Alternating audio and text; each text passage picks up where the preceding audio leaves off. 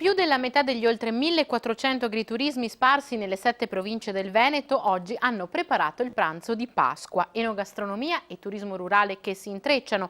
Quest'anno balzo in avanti del 10% per quanto riguarda le presenze. Angelo Pangrazio.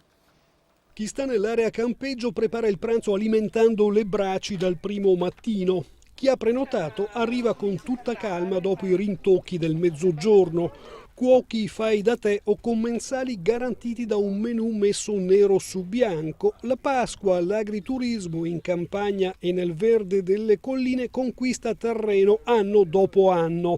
E questa Pasqua alta mediamente ha registrato un 10% in più di prenotazioni rispetto allo scorso anno. Abbiamo un turismo di qualità molto apprezzato dagli ospiti che vengono da noi, che hanno modo di visitare le nostre aziende agricole, gustare i prodotti del territorio e soprattutto quei prodotti offerti dalle stesse aziende agricole. Abbiamo una tagliata perché abbiamo gli allevamenti di Sorane e abbiamo il coniglio, che è una carne che viene prodotta sempre in azienda. Ma c'è anche un menù vegetariano. Comunque Pasqua a tavola. Gli agriturismi sono certamente punto di riferimento per chi è in cerca di tranquillità, ma anche per chi viaggia per visitare città e musei. Volevamo un po' di relax con una cena in un agriturismo e abbiamo scelto questo che ci siamo trovati ottimamente. Abbiamo fatto Vicenza, faremo Padova e poi purtroppo torniamo a casa.